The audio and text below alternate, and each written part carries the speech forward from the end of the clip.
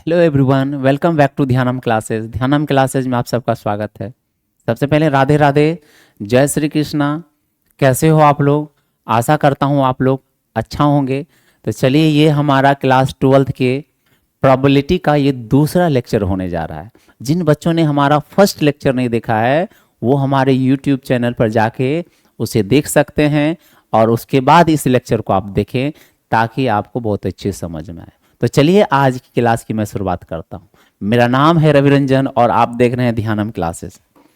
तो आपको याद होगा कि मैंने पहले लेक्चर में प्रोबेबिलिटी के पहले लेक्चर में मैंने प्रोबेबिलिटी की कुछ बेसिक जानकारी आपको दी थी और उस बेसिक जानकारी में मैंने आपको बताया था प्रोबेबिलिटी क्या होता है, उसके फॉर्मूले क्या होते हैं और वो फॉर्मूला कहाँ एप्लीकेबल है ये भी मैंने बताया था। किस कंडीशन के लिए एप्लीकेबल होता है वो मैंने बताया था और उसके साथ साथ उससे रिलेटेड कुछ टर्मोलॉजी थे, कुछ शब्द थे, उसको भी मैंने बताया था। जैसे मैंने बताया था कि एक्सपेरिमेंट क्या होता है, प्रयोग क्या होते हैं। उसके बाद मैंने बताया था रैंडम एक्सपेरिमेंट क्या होता है, यादृच्छ प्रयोग क्या होता है। उसके बाद हमने सैंपल स्पेस की बात की थी।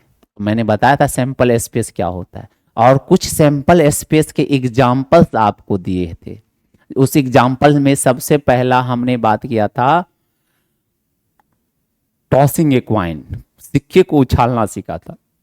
अब सिक्का जो है, कभी एक सिक्का उछाले थे, फिर दोबारा दो सिक्का उछाल के देखे, फिर तीन सिक्का उछाल के देखे। उसी तरह से हम कई सिक्के उछाल सकते हैं और हर केस में आपको हमने सैंपल स्पेस बना के दिखाया था। किस तरह से सैंपल स्पेस बनता है मैंने सिखाया था। आज सैंपल स्पेस का दूसरा एग्जाम्पल आपको दिखा रहा हूं, रोलिंग ए डाइस या थ्रोइंग ए डाइस। इसका मतलब आप पासे को फेंक रहे हो या पासे को उछाल रहे हो। तो चलो देखते हैं। इसमें वही बात है कि एक पासे को फेंक सकते हैं, दो पासे को फेंक सकते हैं, तीन पासे को फेंक सकते हैं, चार को फेंक सकते हैं। आपकी जितनी मर्जी उतना फेंको। तो उसमें कैसे सैंपल स्पेस लिखा जाता है, कैसे बनाया जाता है, इस बात को आज सीखेंगे। चलिए ठीक है, मैं शुरुआत कर रहा हूं। तो आपने क्वाइन को उछालना जो है, क्वाइन को टॉस करना सीख लिया था। अब बारी है पासे को फेंकना। अब देखो, पासे को भी फेंकने के लिए अलग अलग कंडीशन है। पहले एक पासे को फेंकेंगे, फिर दो पासे को फेंकेंगे, फिर तीन पासे को फेंकेंगे और फिर उसके बाद आपको मैंने फॉर्मूला लिखा दूंगा, फॉर्मूला बता दूंगा। आप मल्टीपल पासा फेंकते रहो, कोई बात नहीं, उस फॉर्मूला से सैंपल स्पेस निकाल सकते हो। तो चलो मैं शुरुआत करता हूं इसकी। तो कहा जा रहा है पासे को मैं फेंक रहा हूं, मतलब जो है थ्रोइंग ए डाइस, मतलब एक पासे को फेंका जाता है। पहला क्या ले रहा हूं, एक पासे फेंकने पर, एक पासे फेंकने पर। अच्छा जरा सोचो, मतलब थ्रोइंग ए डाइस, एक पासा फेंका जाता है। अब जरा सोचो, एक पासा ले लो, आप रख लो एक पासा।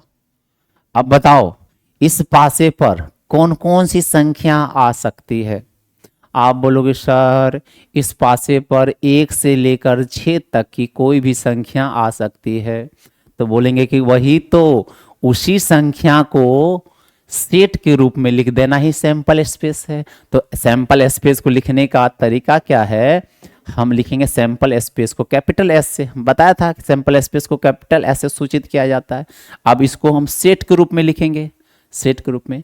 और सेट के रूप में क्या, जितना पॉसिबल आउटकम है, जितना संभावित, जो संभावित परिणाम है, उसी संभावित परिणाम को सेट के रूप में लिखना ही सैंपल स्पेस है।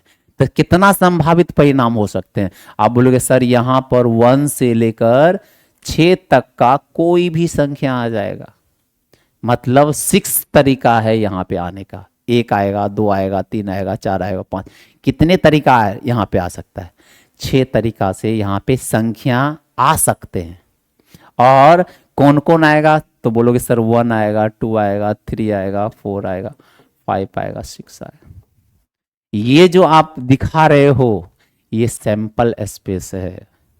किसका, एक पासे को फेंकने का। तो बताओ इसकी संख्या कितनी हो जाएगी, सैंपल स्पेस संख्या। तो आप बोलोगे सर सैंपल स्पेस को NS, सैंपल स्पेस की संख्या को NS से दिखाएंगे। और ये हो जाएगा 1 2 3 4 5 6, इसलिए 6 हो गया। ये है एक पासे को फेंकने पर। इसी तरह से हम दो पासे को फेंक सकते हैं। आप इसका स्क्रीनशॉट ले सकते हो। ले लिया आपने? चलिए, अब मैं इसी तरह से दो पासे को भी फेंक सकता हूं। यहां पे मैं दो पासे को फेंकने पर, दो पासे को फेंकने पर, अब जरा सोचो, दो पासे को फेंका जा रहा है। अब यहां मैं दो पासा बना देता हूं। लो, ये पासा हो गया एक, यहां दो, क्योंकि दो पासा फेंकना है। अच्छा, एक पासे पर जो है आपके 1 से लेकर 6 तक की संख्या आ सकती है, और इस पासे पर भी 1 से लेकर 6 तक की संख्या आ सकती है। तो कैसे लिखा जाएगा सैंपल स्पेस? तो इसके लिए हमें कैपिटल एस लिखते हैं और सेट बना रहे हैं। सेट बनाना शुरू कर दिए। हो सकता है, आप जरा सोचो, एक पासा पर एक ही रखो और दूसरा पासा पर हो सकता है 1 आए, 2 आए, 3 आए, 4 आए, 5 आए, 6 आए।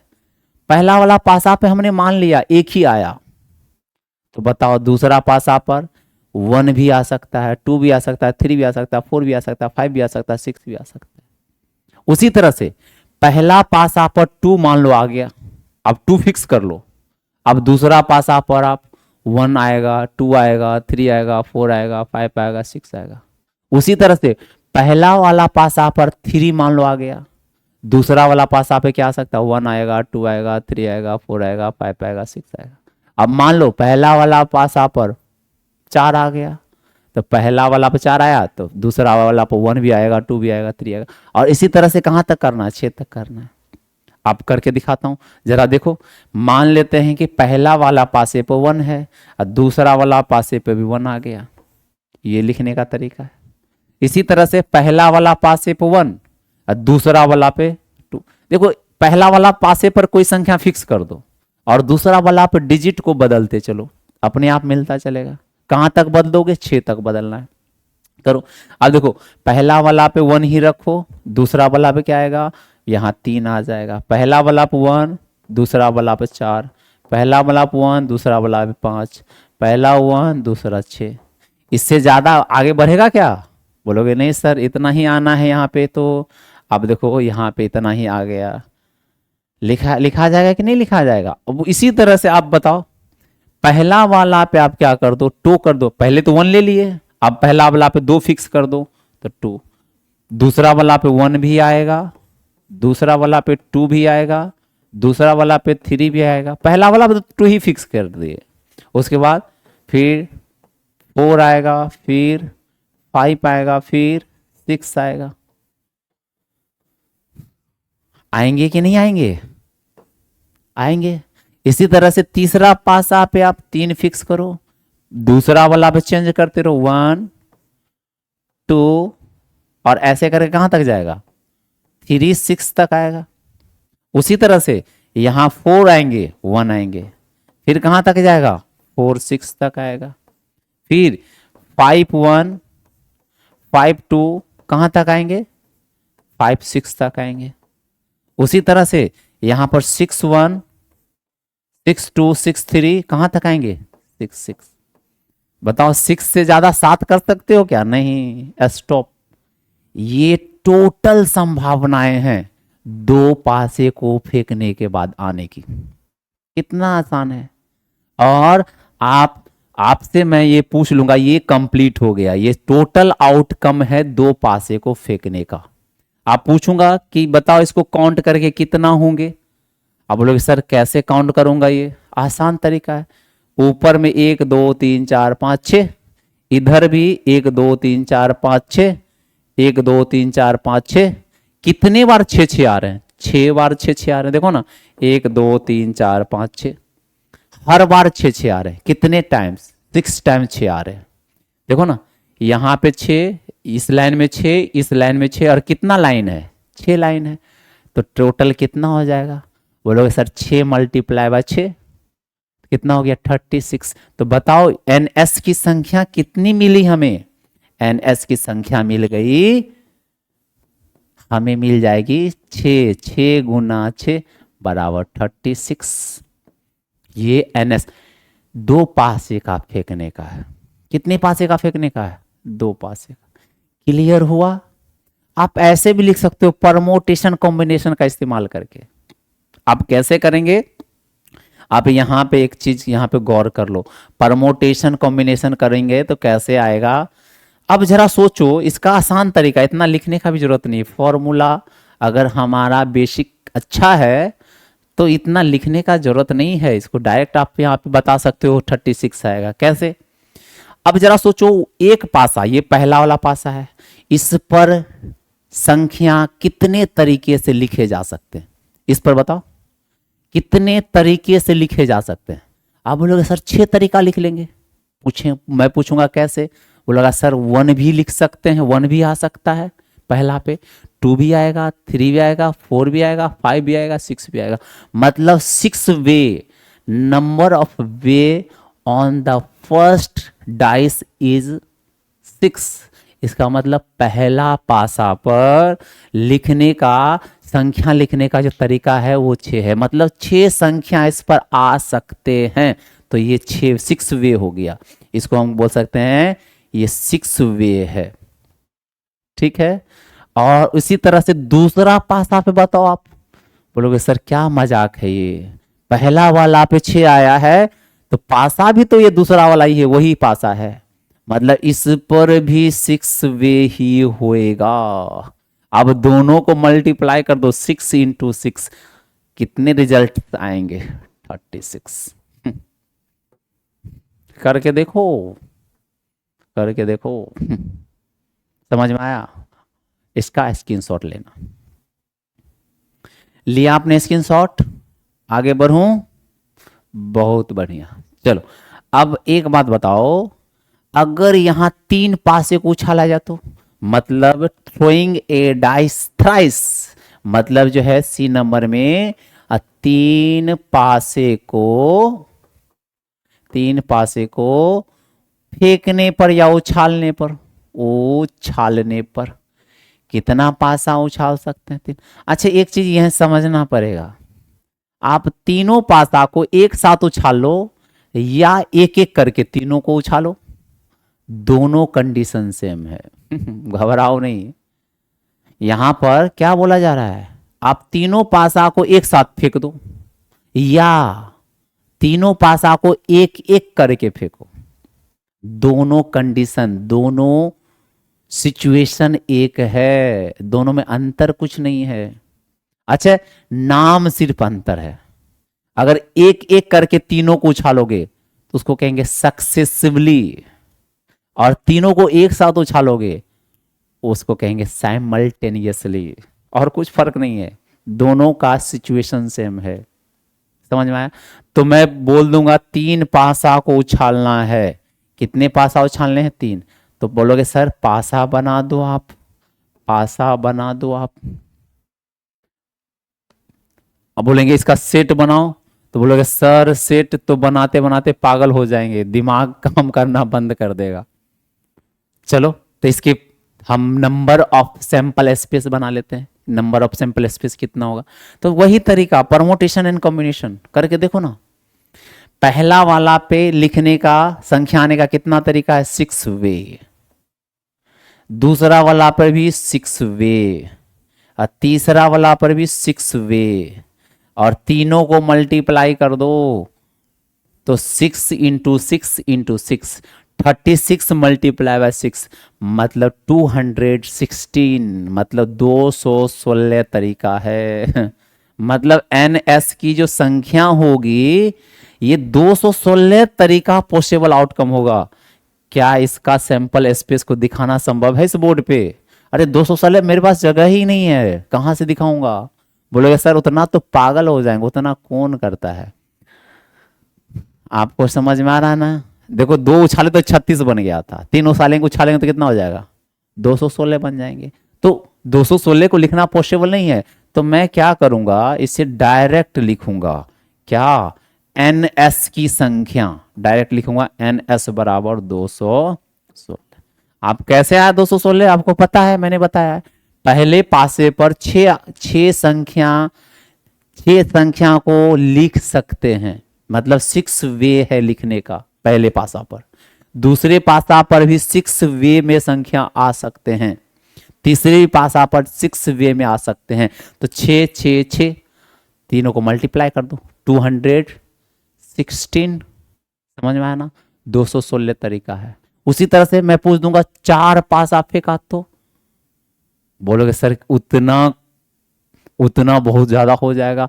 आप 6 6 6 6 4 बार कर लो, आप 216 गुना फिर 6 कर दो, आप मल्टीप्लाई करके देखो। 5 पासे को फेंका गया, 6 पासे को फेंका गया, बोलोगे सर पागल करोगे क्या? इससे अच्छा मैं तो भाग जाऊंगा, मैं पढ़ूंगा ही नहीं, इतना कौन पागल कर देगा। तो बेटा आपको सोचना पड़ेगा। अच्छा इसके लिए फॉर्मूला ड्राइव कर सकते हैं, नंबर ऑफ सैंपल स्पेस का हम फॉर्मूला निकाल सकते हैं। क्या आप बोलोगे सर बार बार 6 6 आ रहा है, इसका मतलब 6 से ही कुछ लोचा है। क्या लोचा है बताओ, क्या लोचा है? हाँ 6 का पावर n का लोचा है। और n बराबर क्या है? नंबर ऑफ डाइस, पासे की संख्या। क्या है ये? पासे की संख्या। Are you getting my point? समझ में आया क्या बोल रहा हूं मैं? ये फॉर्मूला। अच्छा ये n बराबर, अगर पासा 1 होगा तो n की संख्या 1, और n की संख्या 1 हो जाएगा तो 6 का पावर 1 मतलब 6।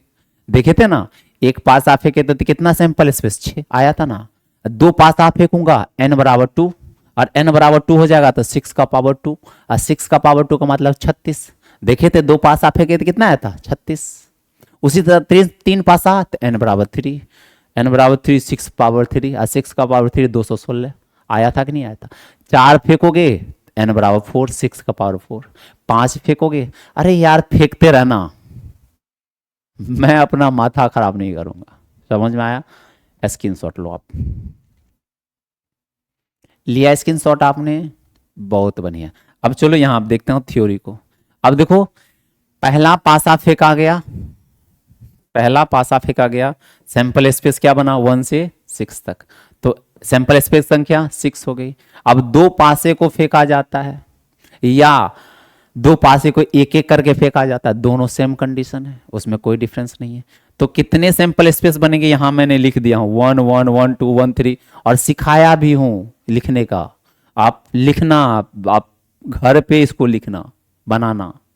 तो ये कितने बनेंगे टोटल? 36 बनेंगे। एनएस की संख्या क्या हो जाएगी? 36। उसी तरह से 4 पासा फेंकूंगा तो उसके लिए फॉर्मूला, 5 पासा फेंकूंगा फॉर्मूला लगाऊंगा, क्योंकि उतना लिखने का हमारे पास स्पेस नहीं होता, समय नहीं होता है।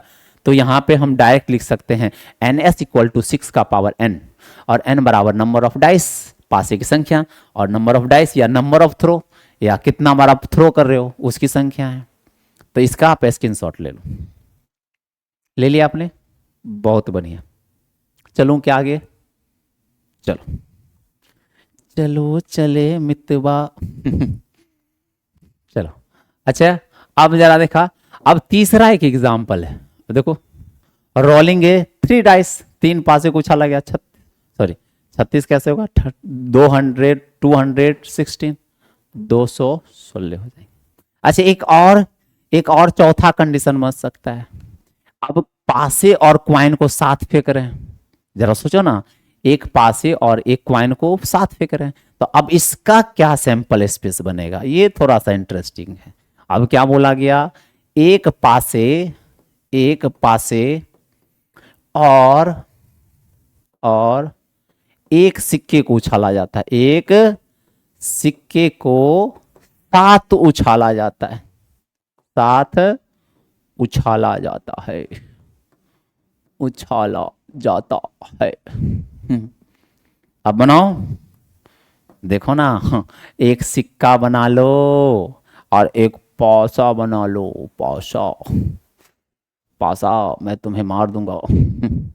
देखो सिक्का हो गया, सिक्का पर क्या क्या है आने की संभावना है? बोलोगे सर 2 संभावनाएं हैं, चाहे हेड या टेल। अरे कितनी संभावना है गधा? आप बोलोगे सर हेड और टेल आएगा, हेड आएगा या टेल आएगा। थोड़ा सा अच्छा से लिख देता हूं, हेड आएंगे या टेल आएंगे। तो कितने वे? 2 वे। देखो ना कितना वे, 2 वे, हेड या टेल। अच्छा पासा, पासा पर कितनी संख्या आ सकती है? 1 2 6, 1 से 6। कितनी वे? 6 वे। 6 वे। अब मैंने बताया था दोनों को मल्टीप्लाई कर दो, कितने हो जाएंगे? 6 × 12। तो एनएस की संख्या क्या मिलने वाली है? 12। करके दिखाऊं? चलो करता हूं। एनएस की संख्या हो जाएगी एस इक्वल टू, जरा देखो, पहला वाला सिक्के पे मान लो हेड आया, लो हेड आ गया, हो सकता है पासे पर क्या आया हो? 1 आया हो, हेड 1 हो जाएगा। पहला वाला हेड ही मान लो, हेड को फिक्स कर लो। दूसरा वाला पासे पर हो सकता है 2 आया हो, फिर हेड पासे पर 3, हेड पासे पर 4, हेड पासे पर 5, हेड पासे पर 6, हेड पासे पर 7। गधा 7 कहाँ से आएगा? पासे पर मैक्सिमम 6 तक आ सकता है ना। 7 क्यों बोला आपने? सर आपने बताया था। देखो समझ में आ रहा ना बात?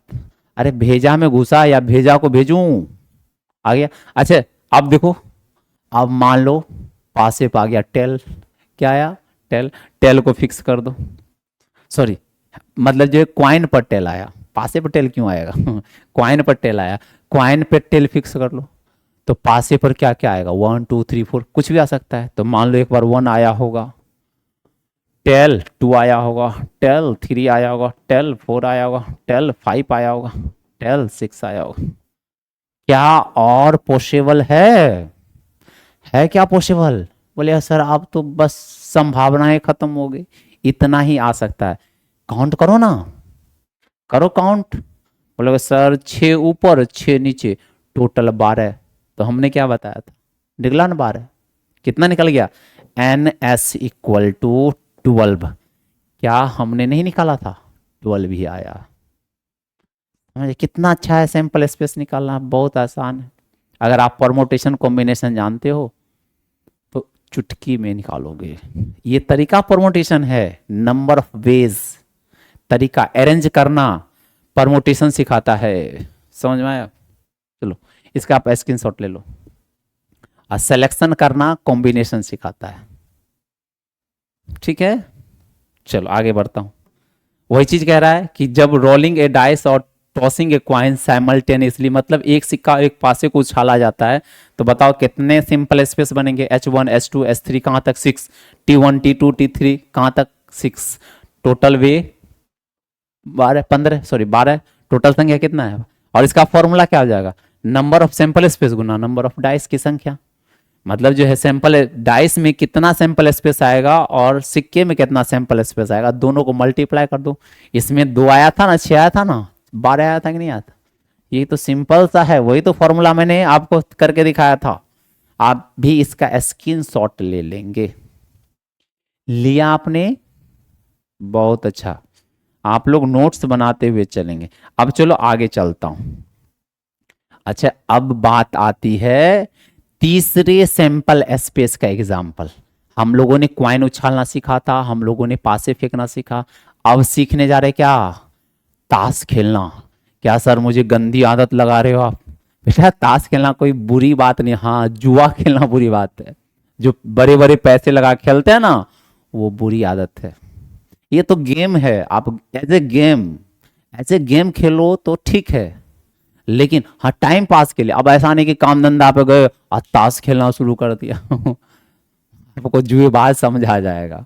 और हमारे बिहार में जुएबाज की ज्यादा कदर होती नहीं है, समझ रहे हो ना? आप लोग गांव वाले बच्चे तो समझ रहे होंगे। आप लोग जरूर खेलते होंगे कहीं ना कहीं। हाँ दीपावली के समय बहुत खेला जा रहा था, जुआ खेला जाता है दीपावली में। जुआ समझते हो ना?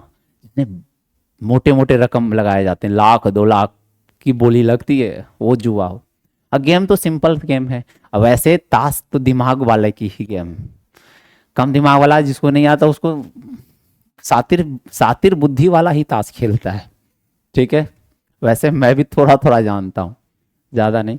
चलो आपको मैं जब ताश, अब जरा सोचो इसमें सवाल कैसे पूछे जाएंगे। ताश की गड्डी में 52 पत्ती होती है। अब मान लो कि एक पत्ती हमने निकाला और वो पत्ती पूछेगा एक्का होगा, क्या संभावना है? या पूछेगा वो पत्ती बादशाह हो जाए, क्या संभावना है? वो पत्ती पूछेगा जैक हो जाए, जैक मतलब गुलाम, जे, उसकी क्या संभावना है, दहला का होने का क्या संभावना है। तो ये सब निकालना पड़ता है, तो उसके लिए हमें सैंपल स्पेस बनाने पड़ेंगे। तो सैंपल स्पेस बनाएंगे, पहले ताश खेलना सीख लेते हैं। कैसी बात करते हो सर, ताश खिलाओगे मुझे आप, पढ़ाई लिखाई छोड़ के ताश खेलूं क्या? नहीं बेटा, ये पढ़ाई के लिए करना पड़ेगा। चलो करता। अब क्या कहा जा रहा है, हम जानते हैं जो ताश के पत्ते होते हैं, ताश की जो गड्डी होती है 52 पत्ते होते हैं। अच्छा, 52 पत्ती को दो भागों में बांटा गया है, एक ब्लैक एक रेड। जो ब्लैक पत्ती है वो उसकी संख्या 26, रेड पत्ती है उसकी भी संख्या 26। एकदम एकदम सिंपल सा चीज है। ब्लैक की संख्या कितनी है? 26। रेड की संख्या कितनी है? 26। अब ब्लैक में भी दो ब्लैक है, रेड में भी दो ब्लैक रेड है। ब्लैक में एक है चीरी, चीरी का पत्ती, और एक है काला पान हुक्म। और रेड में भी दो है, एक है ईट और एक है मतलब हार्ट, जिसको कहते हैं लाल पान। तो चलो इसको देखते हैं कैसे कैसे क्या होता है। यहाँ पे आप इसका चिन्ह देख रहे हो, आप लोग ताश की पत्ती तो देखे ही होंगे, और उसमें से देखे होंगे कि ताश में कभी हार्ट दिल बना हुआ है, लाल किया हुआ है, कभी डायमंड की तरह दिख रहा है, लाल किया हुआ है, कभी आपको पेड़ की तरह नजर आ रहा होगा ब्लैक से, कभी पान नजर आ रहा होगा काला वाला। ये सब क्या क्या है आप यहाँ पे सीखते हैं, और कितने प्रकार के पत्ती हैं मैं आपको खेलना सिखा दूंगा, ठीक है। चलो, अब होता क्या है यहाँ पे आप एक बार गौर करो, जो ब्लैक कार्ड है, ब्लैक कार्ड की संख्या 26, टोटल तो 52 था, 52 में 26 ब्लैक है और 26 रेड है। अच्छा, ये ब्लैक में भी दो प्रकार का ब्लैक है, एक का नाम है स्पेड, एक का नाम है क्लब। स्पेड को कहा जाता है हिंदी में, एकदम इंग्लिश और हिंदी बेटा दोनों नाम याद रखो, ताकि आपको भविष्य में कभी हिंदी इंग्लिश में कोई समस्या ही ना हो। लैंग्वेज कोई मैटर नहीं करता है, कॉन्सेप्ट मैटर करता है। अगर आप लैंग्वेज को अच्छे से पकड़ लोगे तो अपने आप मतलब जो सब कुछ हो जाएगा। कुछ नहीं है, सब सीखने के ऊपर है। कोई भी लैंग्वेज भारी और कोई भी लैंग्वेज इजी नहीं होता है। अगर नहीं सीखोगे तो आपके लिए भारी है, सीख जाओगे तो इजी है, ठीक है। तो ब्लैक वाला जो है दो तरह का है, एक को कहा जाता है स्पेड, स्पेड का मतलब काला पान, पान के तरह होगा, उसमें काला रंग भरा होगा, उसको कहेंगे काला पान। और एक पेड़ के तरह होगा, काला रंग भरा होगा, उसको कहा जाएगा चीरी कहा जाएगा, और इंग्लिश में कहा जाता है क्लब। क्लब जो होता है उसको कहते हैं चीरी या चिड़िया कहते हैं, और पान के तरह काला होगा उसको हुक्म कहते हैं या काला पान कहते हैं। काला पान को इंग्लिश में कहा जाता है स्पेड, और चिड़िया को इंग्लिश में कहा जाता है क्लब। क्लब की संख्या 13, काला पान की संख्या 13, तो टोटल क्या हो गया? 26 काला पान। होगा कि नहीं होगा? उसी तरह से लाल पान में भी दो तरह का पत्ती, एक पान के तरह होगा, उसमें रेड कलर भरा होगा, उसको कहते हैं हार्ट। हार्ट के तरह दिख रहा है, दिल, दिल है, इसमें आप तीर मत मार देना दिल में, समझ में आया ना? तीर वीर मत मारा करो, वो चोचले हैं। तो आपको समझ में आ गया, मतलब जो ये लाल पान है, और लाल पान में भी 13 होगा इसका, और लाल पान को इंग्लिश में कहते हैं हार्ट। क्या कहा जाता है? हार्ट। उसी तरह से डायमंड के तरह दिख रहा है और लाल रंग भरा हुआ है, उसको कहा जाता है डायमंड, और हिंदी में कहते हैं ईंट का पत्ती। ये भी 13, ईंट का भी पत्ती 13, लाल पान भी 13, काला पान भी 13, चिड़िया भी 13। तो 13 13 13 13 चार भागों में बट गया, तो 13 चौके 52, 52 है। आप पूछोगे सर कौन कौन सा पत्ती होता है?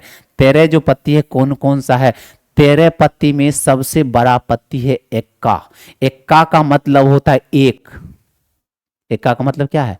एक। एक्का को इंग्लिश में कहते हैं SACES, और कैपिटल ए से लिखा होता है। देखो ना, इसको कहेंगे एक्का, एक्का को एस का मतलब 1। एक्का होगा, फिर दुग्गी, फिर तिग्गी। एक नहीं होता है, एक की जगह क्या होता है? एक्का, उसको कहते हैं एक्का, एस। एक्का हुआ, दुग्गी होगा, तिग्गी होगा, चौवा होगा, पंजा होगा, फिर छठा होगा, फिर सत्ता होगा, फिर अट्ठा होगा, नहला होगा, दहला होगा। और दहला के बाद 10 के बाद 11 नहीं होता है, 10 के बाद जैक होता है, जैक को कहते हैं गुलाम, जे। उसके बाद क्वीन, क्वीन मतलब रानी, रानी को कहते हैं बेगी, बेगी, बेगम, जानते हो ना, बेगम, और खेलने वाला बेगी बेगी कहता है उसको। फिर बेगी के बाद बादशाह, बादशाह को कहते हैं किंग, के लिखा होगा। फिर ऊपर होता है सबसे ऊपर एक्का, एक्का तो मैंने बताया था। तो ये टोटल 12 हैं। तो सबसे बड़ा पति एक्का है, उसके बाद किंग होता है, उसके बाद क्वीन होता है, उसके बाद जैक होता है, दहला नहला अट्ठा सत्ता कहां तक, 2 तक। 2 1 मत कह देना, 1 के जगह पे एक्का का इस्तेमाल किया जाता है। क्लियर है? कुल 13 पत्ती है। देखो ना, यहां से ऊपर में 4, इधर से 9, तो कितना हो जाएगा 13। उसी तरह से 13 13 13 सब में एक ही जैसा है, बस रंग और नाम डिफरेंट डिफरेंट है। एक चिड़िया है, एक काला पान है, एक ईटा है और एक लाल पान है। सब में 13 13 पत्ती। अच्छा, आपको पता है यहां पर जो किंग है, क्वीन है, जे है, इनको कहा जाता है फेस कार्ड। क्या कहा जाता है? Face card. ये याद रखना, क्वीन सॉरी किंग, क्वीन और जे को कहते हैं फेस कार्ड। क्या कहा जाता है? Face card. Ekka face card नहीं है, एक्का को फेस कार्ड में नहीं रखा गया है। किसको किसको फेस कार्ड कहा जाता है? किंग, क्वीन, जे को ही हम लोग कहते हैं फेस कार्ड। तो कितना फेस कार्ड हो गया? तो यहां 3 फेस कार्ड है, यहां भी 3 है, यहां भी 3 फेस कार्ड है, यहां भी 3 फेस कार्ड है। तो बताओ कितना? Total 12 face card. पूछूंगा टोटल एक्का कितना, बोलेगा सर यहां एक्का 1, एक्का 2, एक्का 3, एक्का 4, 4 इक्का है। उसी तरह से मैं पूछूंगा किंग कितना है, बादशाह कितना है, अब बोलोगे सर 4 बादशाह हो सकते हैं। मैं पूछूंगा क्वीन कितना है, बेगम कितना है, बोलोगे सर 4। मैं पूछूंगा गुलाम कितना है, जे कितना है, आप बोलोगे सर 4। और इसी तरह से हर जो है, हर डिजिट जो है वो 4 4 होंगे। दहला 4, नहला 4, अट्ठा 4, सत्ता 4, छक्का 4, पंजा 4, इसी तरह से सब 4 4। और टोटल पत्ती कितनी हो जाएंगे? 52। आई थिंक आपको समझ में आया होगा। चलो आप इसका एक बार स्क्रीनशॉट ले लो। ले लिया आपने? और ये सिंबल याद रखना, ये सिंबल याद रखना, ये काम आएंगे, खेलने के लिए नहीं गदा, सवाल बनाने के लिए। चलो बहुत सुंदर, आगे बढ़ो क्या? अब देखो, अब क्या कहा जाता है, टोटल फेस कार्ड कितने हो गए? 12। और टोटल एक्का कितना? 4। टोटल बादशाह, क्वीन, बादशाह 4, क्वीन कितना है? 4, जैक कितना है? 4। समझ में आया? ठीक है।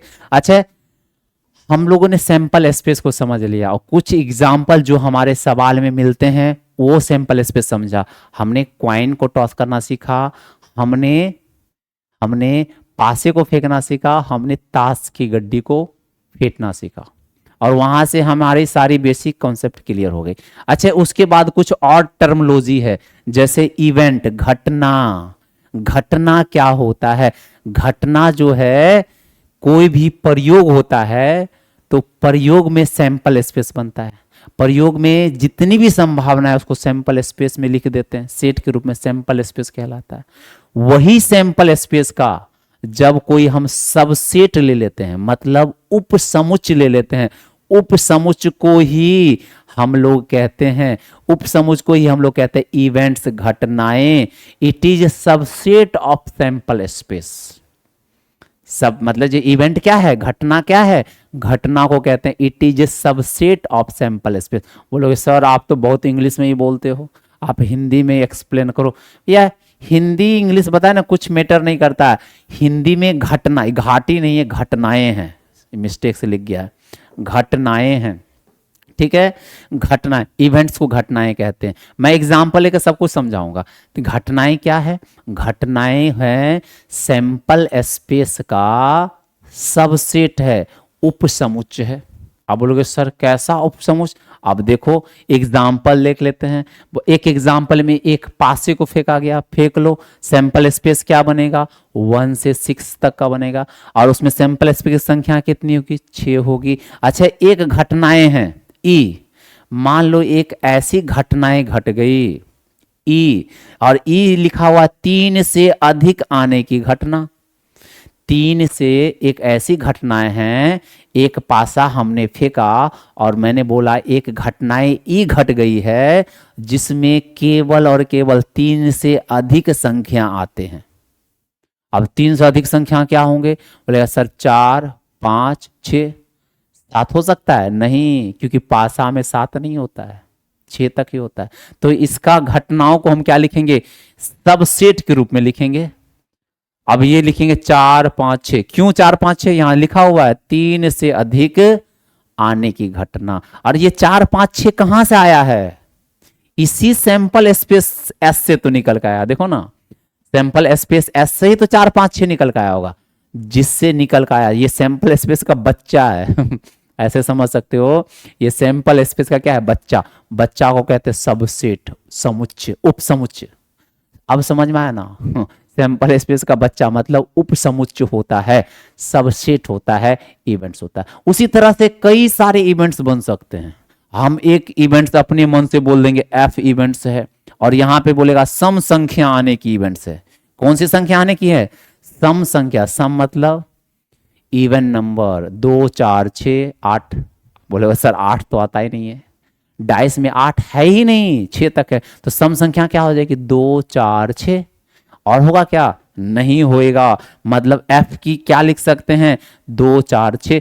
ये सबसेट है किसका? 2, 4, 6 कहां से आया होगा? सैंपल स्पेस से ही तो निकाले होंगे ना। तो सैंपल स्पेस से निकाले, तो ये सैंपल स्पेस का सबसेट हो गया। उसी तरह से बहुत सारी घटनाएं हो सकती है। एक घटना है विषम संख्या का। ये मान लो एक जी घटनाएं हैं जिसमें विषम संख्या आने की है। तो विषम संख्या क्या होगा? विषम संख्याओं कहते हैं ऑड नंबर। ऑड नंबर क्या होगा? 1, 3, 5। 7 नहीं बोलना, 7 है ही नहीं पासा में। तो 1, 3, 5। तो 1, 3, 5 क्या हो गया? 1, 3, 5 जो है वो हमारा एक घटनाएं हैं जी। और ये कहां से निकला होगा? जरा सोचो। बोलोगे सर सैंपल स्पेस से आया होएगा। आ गया। तो ये क्या है? सैंपल स्पेस की घटनाएं। आई थिंक समझ में आया। उसी तरह से एक और लिख सकते हैं एच। मान लो प्राइम नंबर की घटना। अब प्राइम नंबर क्या होता है? हाँ, आप लोग लिख के बताओगे, मैं लिख देता हूं सिर्फ प्राइम नंबर या प्राइम संख्या आने की घटना। आने की घटना। अब प्राइम संख्या, प्राइम नंबर क्या होता है मेरे को नहीं पता। देखता हूं किसका बेसिक अच्छा है, आप कमेंट करके बताना। ये जरूर आप, ये घटना को आप जरूर लिख के कमेंट में बताना, ठीक है। प्राइम, अब 1 से 6 के बीच में कौन कौन से प्राइम नंबर है लिख के बताना, ठीक है। मैं कमेंट में उसको हार्ट दूंगा जो लिख के बताए। देखता हूं किसका बेसिक है, अच्छा है। नंबर सिस्टम कौन पढ़ा है, किसने पढ़ा है, किसने नहीं पढ़ा है। पढ़े तो सभी होंगे, लेकिन याद किनको किनको है वो चेक करना है। आप बताना कमेंट करके। आप इसका एक बार स्क्रीनशॉट ले लो। समझ में आया? चलिए बहुत अच्छा, आगे बढ़ूं। अब बात आती है म्यूचुअली एक्सक्लूसिव इवेंट की। किसकी बात कर रहा हूं? Mutually exclusive event. अच्छा, पता है म्यूचुअली एक्सक्लूसिव इवेंट क्या है? 2 या 2 से अधिक घटनाएं, 2 या 2 से मतलब 2 या 2 से ऐसी अधिक घटनाएं जिसमें कुछ भी कॉमन ना हो, कुछ भी कॉमन ना हो, वो घटनाओं को हम लोग कहते हैं म्यूचुअली एक्सक्लूसिव। बोले मुझे सर नहीं आया समझ, समझाता हूं एग्जाम्पल विथ एग्जाम्पल, ठीक है। अच्छा, क्या कहा जा रहा है, पहले इसका परिभाषा देखता हूं उसके बाद समझाऊंगा। बोलता है 2 या 2 से अधिक घटनाएं एक साथ नहीं हो सकते हैं। एक साथ नहीं हो सकते हैं मतलब दोनों पर, मतलब दोनों घटनाओं में कुछ भी कॉमन नहीं मिलता है। कुछ भी कॉमन अगर नहीं मिला है तो समझ लेना कि वो घटनाएं म्यूचुअली एक्सक्लूसिव घटनाएं हैं। अब म्यूचुअली एक्सक्लूसिव घटनाओं को हिंदी में कहते हैं परस्पर अपवर्जी घटनाएं। इसको कहते हैं परस्पर अपवर्जी घटनाएं कहा जाता है, हिंदी में नाम है परस्पर अपवर्जी घटनाएं, म्यूचुअली एक्सक्लूसिव इवेंट, ऐसे इवेंट, ऐसे दो या दो से अधिक इवेंट जिसमें कोई भी संख्या या कोई भी एलिमेंट कॉमन नहीं होता है, उसको कहा जाता है म्यूचुअली एक्सक्लूसिव इवेंट कहा जाता है। जैसे एग्जांपल, जैसे मान लो दो घटनाएं हमारी, एक घटना ए है और एक घटना बी है, यहां पर दिखा हुआ। अच्छा मान लो ये ए घटना पर 1 2 3 संख्या आया, बी घटना पर 4 5 6 संख्या आया, तो मैं पूछूंगा ये दोनों घटनाएं में क्या कॉमन है? बोलोगे सर कुछ कॉमन नहीं है, यहां पर 1 2 3 है, इसमें तो 1 2 3 है ही नहीं, इसमें 4 5 6 है, इसमें 4 5 6 का कोई दिख ही नहीं रहा, तो दोनों में कोई कॉमन नहीं है। और जब दोनों में कोई कॉमन नहीं होता है तो बोलते हैं उसको फाई। फाई मतलब जीरो, मतलब कुछ भी कॉमन नहीं है। और कैसे लिखूंगा इसको मैथमेटिक्स? ए घटनाएं थी और एक इंटरसेक्शन होता है, बी घटनाएं। इंटरसेक्शन मतलब कॉमन, जो दोनों में कॉमन हो, मिलता जुलता हुआ हो। इस दोनों में तो कुछ मिल ही नहीं रहा है, तो इसको कहते हैं इंटरसेक्शन। ए इंटरसेक्शन बराबर लिखेंगे फाई। फाई या जीरो लिख सकते हैं। क्या लिखेंगे? जीरो। लड्डू कुछ नहीं मिला, फाई मिला, कुछ नहीं मतलब फाई, फाइव नहीं तो जीरो। दोनों में कुछ नहीं मिल रहा है, देखो ना कुछ नहीं मिल रहा है। ऐसी घटनाएं जिसमें दोनों में कुछ ना मिले, म्यूचुअली एक्सक्लूसिव इवेंट होता है, परस्पर अपवर्ज्य। बोले सर एग्जाम्पल दो, चलो ले लेता हूं एग्जाम्पल। लो क्या एग्जाम्पल? चलो एग्जाम्पल में, उदाहरण में हम क्या ले सकते हैं? जैसे पिछला उदाहरण आपने देखा होगा, पिछला उदाहरण में हमारे अलग अलग घटनाएं थी, ई एफ जी लिए थे ना। तो ई घटनाएं ऐसी थी, जरा सोचो, हमारे पास पिछला एग्जाम्पल का, इससे पहले जो एग्जाम्पल हमने दिया था उसके बाद बात कर रहा हूं। ई घटनाएं क्या थी? ई घटनाएं थी जिसमें 3 से अधिक संख्या थे, 4 5 6 था कि नहीं था? एफ एक ऐसा इवेंट था, एफ जिसमें सम संख्या आना था, क्या 2 4 6 आया था। और जी एक ऐसी घटना थी जिसमें विषम संख्या था, 1 2। याद करो।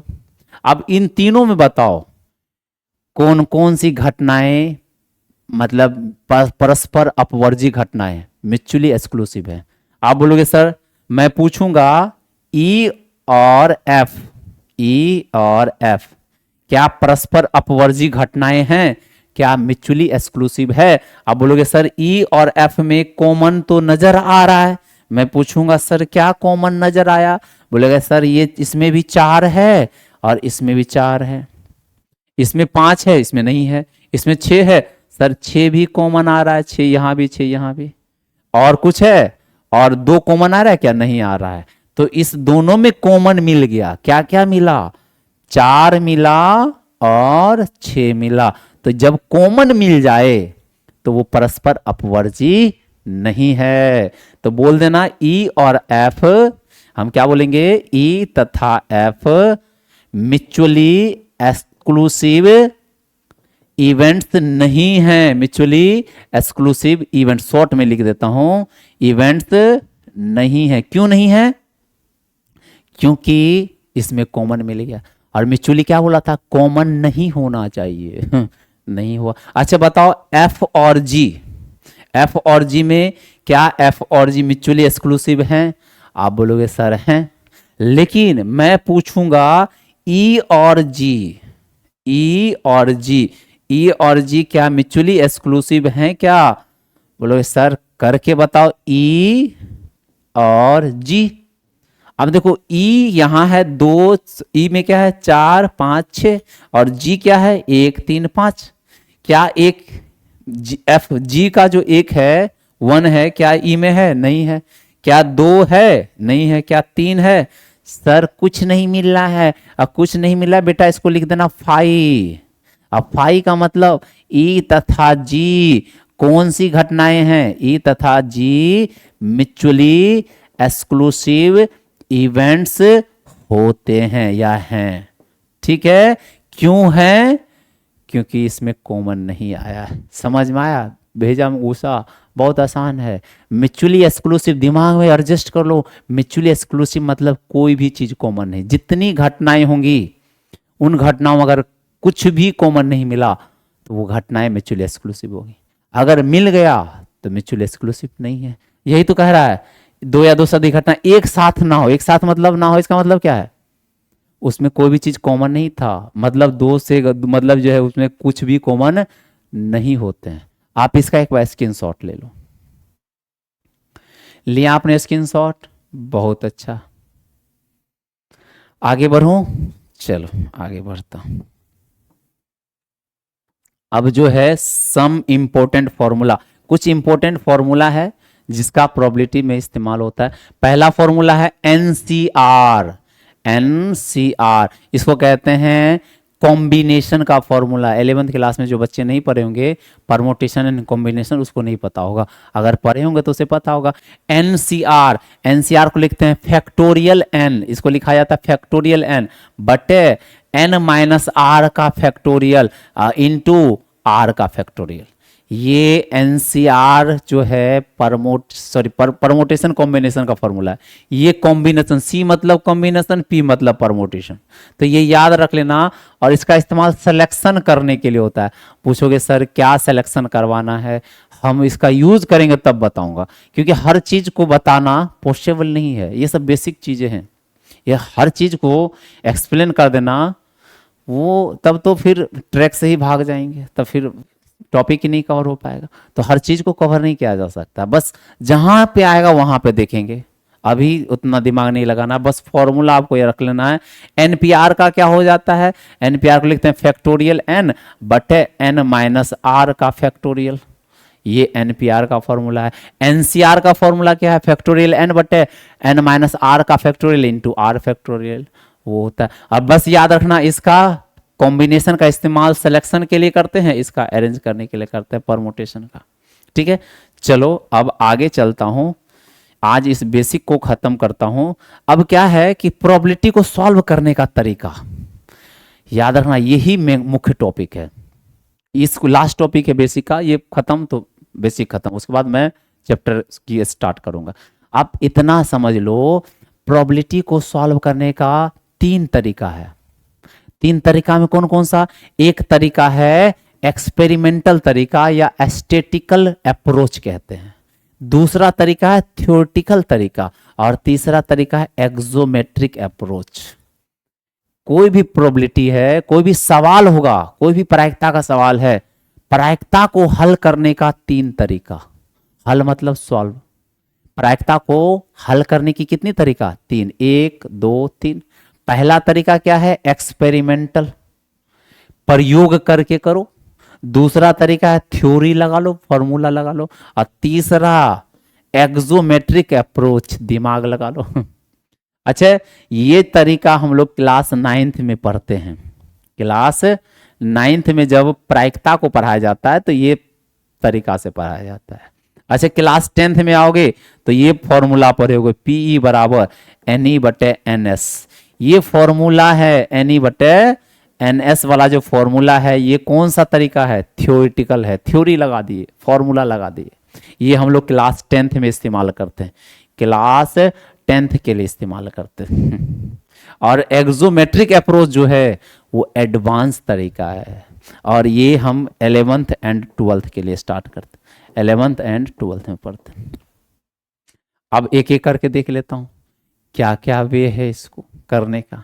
ठीक है, तो ये आपको समझ में आया ना, प्रायिकता को हल करने के कितने तरीके हैं, 3 तरीके। प्रायिकता को हल करने के 3 तरीके कौन कौन सा है, एक्सपेरिमेंटल, थ्योरेटिकल और एक्सोमेट्रिक। और ये एक्सोमेट्रिक ऐसा है जो आप दुनिया में हर प्रायिकता के लिए आप लगा सकते हो।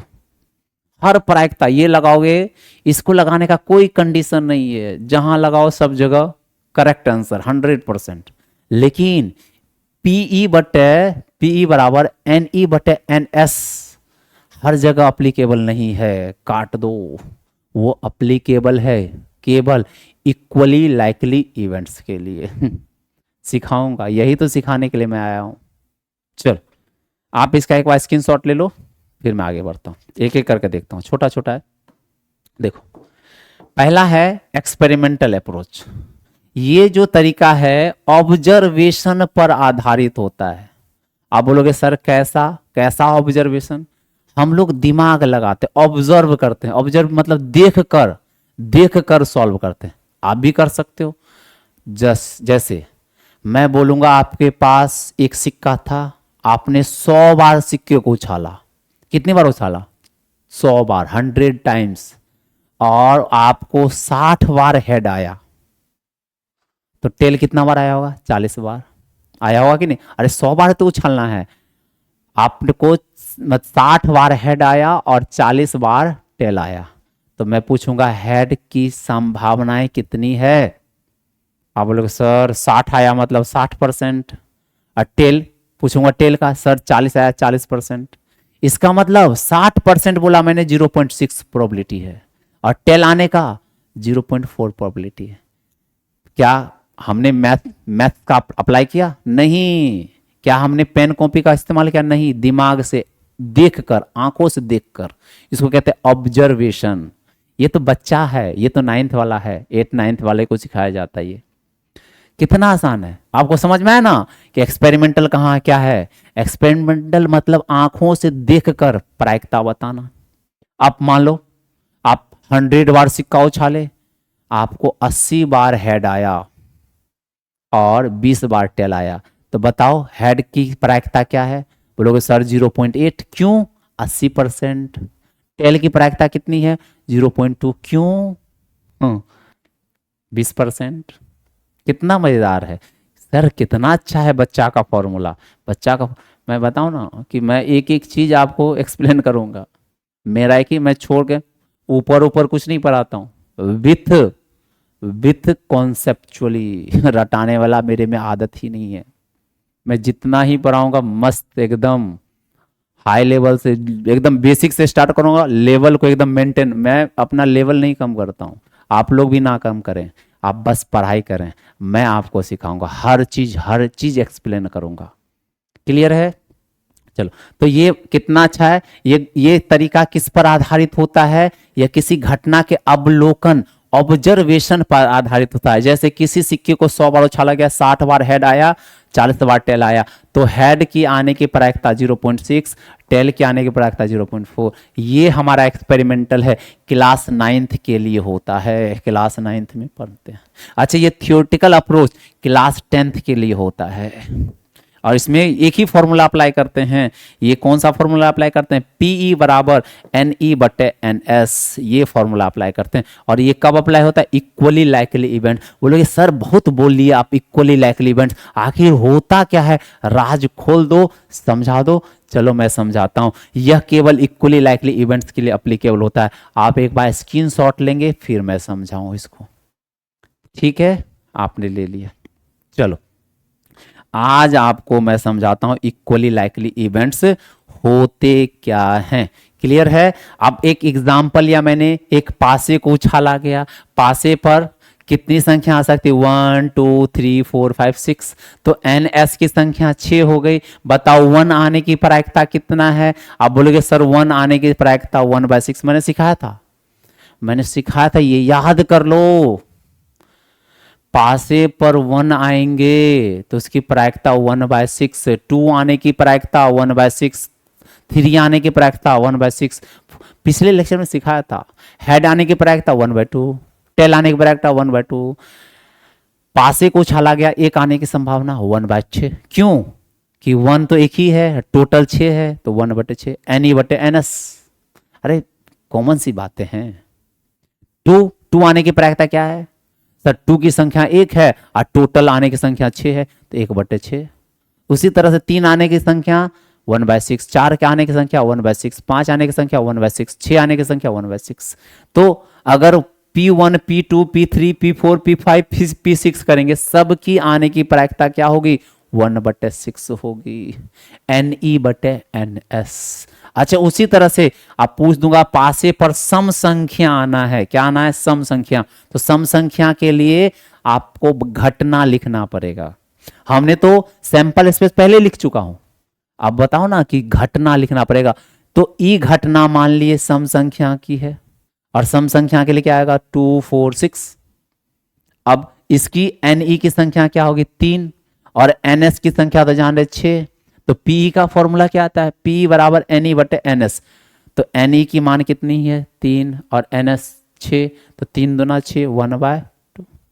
आसे पोसी तरह पूछा जाएगा विषम संख्या आ जाए, विषम संख्या के आने की प्रायिकता। तो एफ एक घटना मान लेना कि एफ एक घटना है और उस पे विषम संख्या आते हैं। विषम संख्या क्या है 1 5 3, ये विषम संख्या है और इसकी संख्या क्या हो जाएगी एन एफ की संख्या क्या है 3 हो जाएगी। तो फॉर्मूला लगा दो। कौन सा फॉर्मूला लगाओगे आप लगाओगे एन ई बटे एन एस। एन ई बटे एन एस लगाए 3/6 क्योंकि एन एफ की संख्या 3 है और टोटल एन एस 6 है। तो 3/6 बराबर 1/2। अच्छा अब पूछोगे सर इक्वली लाइकली इवेंट्स के बारे में बता दो। राज मत रखो, अब मैं समझाता हूं इक्वली लाइकली इवेंट्स होते क्या हैं। देखो इक्वली लाइकली इवेंट्स ऐसी इवेंट्स हैं, ऐसी घटनाएं हैं जिसमें हर एलिमेंट की आने की प्रायिकता बराबर होती है। बोलेगा नहीं समझ में आया सर, कोई बात नहीं। क्या बोलेंगे घटनाएं में जितनी भी आ रही है वो सब की प्रायिकता अगर बराबर बराबर हो तो इक्वली लाइकली इवेंट्स हैं। अब बराबर बराबर नहीं होगा इक्वली लाइकली इवेंट्स नहीं होगा। देख लो अब ने क्या बताया ई घटना था, यहां पे देखो ना ई घटना क्या था सम संख्या आने की। तो बताओ सम संख्या में क्या आ सकते हैं 2 आएंगे 4 आएंगे 6 आएंगे। जरा बउआ आप खुद ही बताओ 2 आने की प्रायिकता क्या है 1/6। 2 आने की प्रायिकता क्या है 1/6। अच्छा 4 आने की प्रायिकता क्या है 1/6। 6 आने की प्रायिकता क्या है 1/6। मतलब यहां पे तीनों की प्रायिकता बराबर है P2 P4 और P6 सब की प्रायिकता बराबर है 1/6। अगर ऐसा मिलेगा कि जितने भी घटनाएं हैं सब की प्रायिकता क्या हो सबकी प्रायिकता बराबर हो जाती है तो हम बोल सकते हैं ई घटना जो है इक्वली लाइकली इवेंट्स हैं। इक्वली लाइकली इवेंट्स हैं। अगर बराबर नहीं होता तो इक्वली लाइकली इवेंट्स नहीं होता और अगर इक्वली लाइकली इवेंट्स हैं तभी जाकर पीई बराबर एन ई बटे एन एस लगाना बेटा, नहीं तो बिल्कुल नहीं लगाना। वहां पर एक्सोमेट्रिक अप्रोच का इस्तेमाल होता है। क्लियर हुआ। बोलेगा सर क्या एफ घटना भी इक्वली लाइकली इवेंट्स था। आप सोचो ना एफ घटना क्या है एफ घटना 1 3 5। 1 की आने की प्रायिकता 1/6, 3 के आने की प्रायिकता 1/6, 5 के आने की प्रायिकता 1/6। सब की बराबर है कि नहीं है। ये भी इक्वली लाइकली इवेंट्स हैं। आपको दिखाऊंगा कौन घटना इक्वली लाइकली इवेंट्स नहीं है। पहले आप इसका एक बार स्क्रीनशॉट ले लेंगे फिर मैं आगे बात करता हूं। क्लियर हुआ। आगे बढ़ूं। समझ में आया इक्वली लाइकली इवेंट्स क्या है। हाँ सर फिर से एक बार समझा दो। ऐसी घटनाएं जिसमें हर एलिमेंट का, एलिमेंट मतलब उसमें जितनी संख्याएं उपस्थित उसको एलिमेंट कहते हैं, अवयव। इसमें हर एलिमेंट का प्रोबेबिलिटी बराबर आना चाहिए। अगर बराबर है तो इक्वली लाइकली इवेंट्स हैं, नहीं है तो नहीं है। जैसे P2 का प्रायिकता कितना है आने का 1/6, 4 का प्रायिकता 1/6, 6 का प्रायिकता 1/6। क्योंकि हमने आपको पासे की प्रायिकता निकालने के लिए सिखाया था। क्लियर है। अब ये बात आपको समझ में आ गया होगा। ठीक है चलो आपने ले लिया है। अब आपको दूसरा एग्जाम्पल, ये एग्जाम्पल आपको समझ में आएगा कि ये प्रायिकता में इक्वली पीई बराबर एन ई बटे एन एस यहां क्यों नहीं लागू करेंगे। अगर लागू करेंगे तो गलत आंसर करके देगा। कर लेते हैं। अब क्या बोल लेता है एक सिक्का को उछाला गया, एक सिक्का उछाला और सिक्का पर हेड या टेल आएगा। क्या बोला एक सिक्का उछाला गया उस पर हेड या टेल आ सकता है।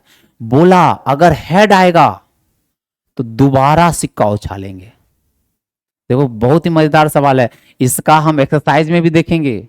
जब हम 12th के लिए टॉपिक पढ़ाऊंगा वहां पे भी ये सवाल लौट के आएगा।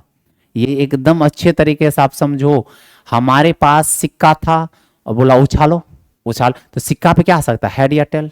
तो बोला अगर हेड आ गया तो दोबारा सिक्का उछालना है, अगर टेल आ गया तो बोला अब सिक्का मत उछालना, उसके जगह पासा उछालना। तो बोला जाता है कि ये किया गया, एक सिक्का को उछाला गया, यदि सिक्के पर हेड आते हैं तो पुनः सिक्के को उछाला जाता है, और टेल आता है तो एक पासे को उछाला जाता है, एक पासे को उछाला जाता है। और सिक्के पर कम से कम एक टेल प्रकट होने की प्रायिकता क्या है?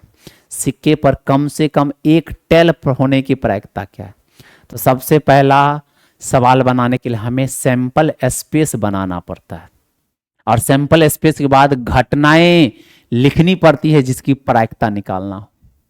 तो बउआ अब देखो, सैंपल स्पेस बनाने के लिए हम कुछ शर्त को, जो यहां पे लिखा गया उस शर्त को ड्रॉ करेंगे। हमने क्वाइन को उछाला, अब क्वाइन उछाला तो बताओ क्वाइन में हेड आ गया या टेल आ सकता है, दोनों आएगा। अगर हेड आ गया, देखते रहना बउआ, बहुत ही बेहतरीन सवाल है, बहुत ही बेहतरीन सवाल है। आप लोगों को लगेगा क्या बता रहे हो सर इतना लंबा चौड़ा, सिखा रहा हूं, बहुत आसान है। आप थोड़ा सा कंसंट्रेशन को भंग ना करें, आप देखें सब कुछ समझ में आएगा।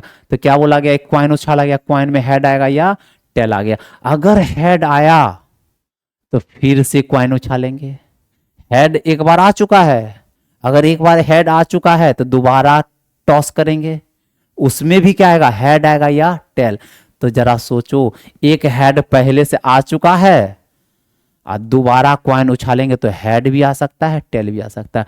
तो एक बार हेड आ गया तो हेड हेड हो गया, एक बार टेल आ गया तो हेड टेल हो गया।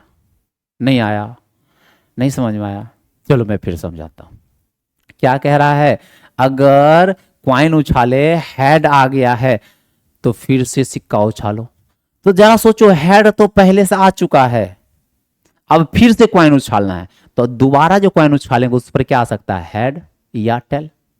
तो पहले बार आ गया, मान लें कि पहले बार उछाले तो हेड आया था, तो दोबारा उछाला और दोबारा उछाले तो हेड आएगा या टेल। तो एक बार हेड के साथ रखेंगे पहले वाला को, एक बार टेल के साथ रखेंगे पहले वाला को। तो पहले वाला में तो हेड ही आया था, तो हेड हेड आ गया या हेड टेल आ गया। दो कंडीशन बनेंगे या नहीं बनेंगे, यही तो लिखा हुआ है। हेड आया तो क्या क्या सैंपल स्पेस बन सकते हैं, दोनों हेड हो जाए या एक हेड एक टेल, क्योंकि पहला तो फिक्स है, हेड है, तभी तो दोबारा क्वाइन उछालेंगे। पहला तो फिक्स हो गया, हेड ही हेड आना है, और दोबारा क्वाइन में क्या आ सकता है, हेड आ सकता है या टेल। देखो ना, पहला यहां से फिक्स है, देखो ना, पहला फिक्स है हेड, और दोबारा उछालेंगे तो हेड भी आ सकता है, टेल भी आ सकता है। अच्छा, मान लो हेड नहीं आके क्वाइन में टेल आया होगा, क्वाइन उछाले, अब मान लेते हेड आया था तो दो सैंपल स्पेस बन सकते हैं। अगर मान लो कि नहीं, हेड नहीं आया, टेल आया, तो आपको क्या बोला सवाल कि जब टेल आ जाए तो अब सिक्का नहीं उछालना है, अब पासे को उछालना है। अब पासे को उछालोगे, टेल आ चुका है सिक्का पर क्या है, टेल आ चुका है, अब उछालना है पासे। अब पासे उछालेंगे तो बताओ क्या क्या हो सकता है, पासे में 1 आ सकता है, पासे में 2 आ सकता है, पासे में 3 हो सकता है, पासे में 4, पासे में 5, पासे में 6। तो क्या लिख सकते हैं sample space, tail 1, tail 2, tail 3, tail 4, tail 5, tail 6। यही तो है, देखो ना, टेल उछाले तो हो सकता है, टेल तो आ गया, सब में क्वाइन के पास टेल है, तभी तो पासा उछाला जा रहा है। अब पासे पर 1 आ सकता है, पासे पर 2 आएगा, पासे पर 3 आएगा, पासे पर 4, पासे पर 5, पासे पर 6। इससे ज्यादा कुछ संभावनाएं नहीं है, ये टोटल संभावनाएं ही सैंपल स्पेस है। किसी भी सवाल को बनाने के लिए हमें सैंपल स्पेस बनाने के लिए आना चाहिए। बताओ इसके कितने सैंपल स्पेस निकल के आ गए सामने में, आप बोलोगे सर पहला हेड हेड आ गया, फिर हेड टेल आ गया, या यहां से 6 निकल के आएंगे, तो कितने हो गए, 6, 2, 8। तो सैंपल स्पेस को मैं लिख सकता हूं क्या, S बराबर head head head tail, tail 1, tail 2, tail 3, tail 4, tail 5, tail 6, ये टोटल सिंपल स्पेस। अब जिसकी प्रायिकता निकालना है उसको मान लेना आप घटना एफ। क्या मान लोगे? एफ, या ई मान सकते हो, ई मान लो या एफ मान लो। ये क्या बोला जाए, सिक्के पर कम से कम एक टेल प्रकट होना है। सिक्के पर क्या प्रकट होना है? कम से कम एक टेल। एक टेल कहां कहां है? आप जरा इस पे, इस आठों पे गौर करो। कम से कम एक टेल, ज्यादा से ज्यादा कितना टेल? 2 टेल। 2 टेल तो यहां है ही नहीं। बोलता है सिक्के पर कम से कम एक टेल। एक टेल कहां कहां है? अब देखो, बोलोगे सर एक टेल यहां नजर आया, यहां है, यहां है, यहां है, यहां है, यहां है, यहां है, तो कितना हो गया? एफ घटना कितना हो गया?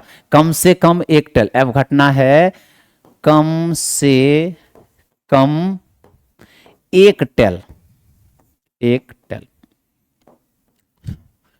अच्छा, एफ या ई कुछ भी बोल सकते हैं। जिसकी प्रायिकता निकालनी हो उसको घटना ई लिख लेना या एफ लिखना। हम यहाँ एफ लिख दिए। एफ कौन सी घटना है? कम से कम एक टेल। अब कम से कम एक टेल के लिए क्या क्या हो सकता है जरा बताओ आप।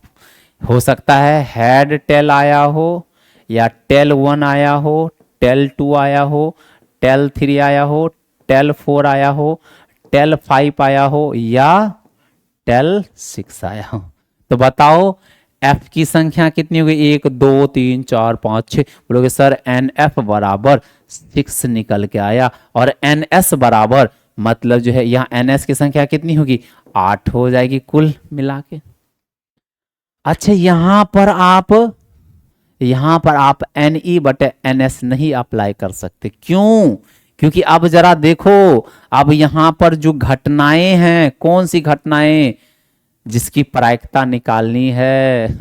यहां देखो ना, ये घटनाएं हैं, यहां पे ये घटनाएं, इसकी प्रायिकता बराबर नहीं है।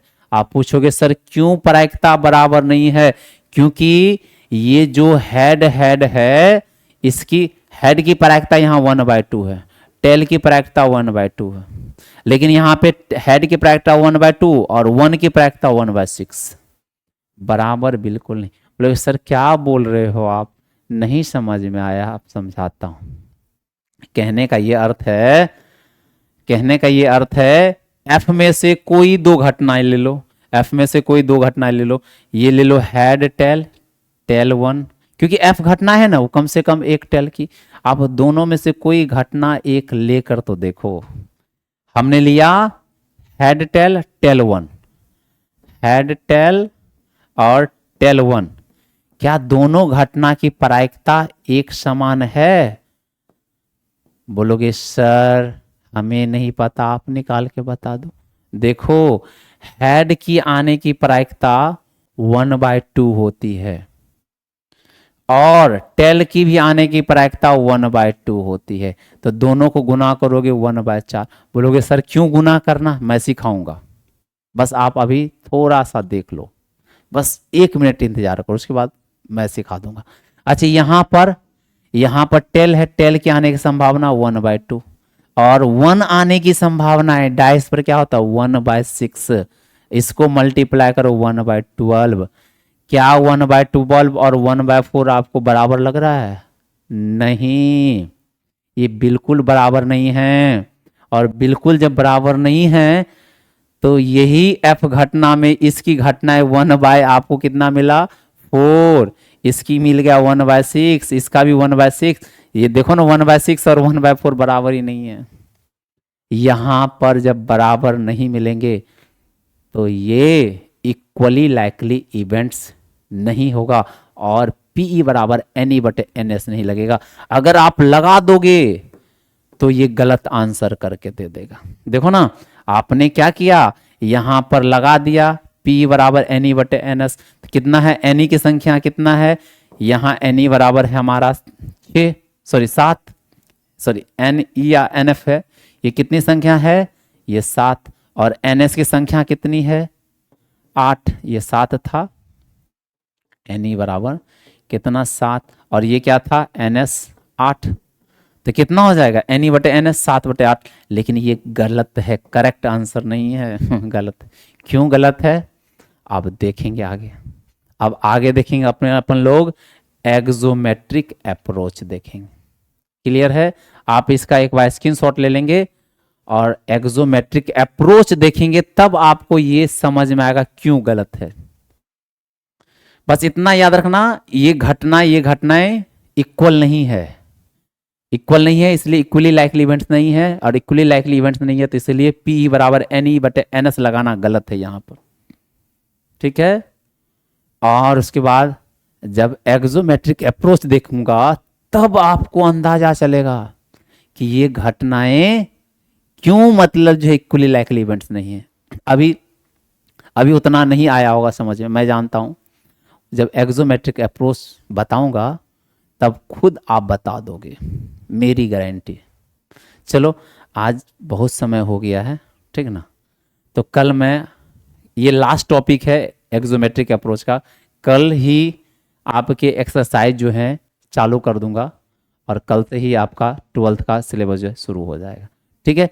आज के लिए इतना ही रखता हूँ। आप लोग हंसते रहें, मुस्कुराते रहें और ढेर सारा मेहनत करें और ढेर सारा आपको आपके अंदर अंदर एनर्जी होना चाहिए। आपका मोटिवेशन लेवल हाई होना चाहिए। आप किसी की बातों को सुनकर मोटिवेट मत हो, अपनी स्थिति अपने परिस्थिति को देखकर मोटिवेट हो। बात सुनोगे तो 2 घंटा बाद भूल जाओगे, मोटिवेशन टायर से हवा की तरह निकल जाएगा।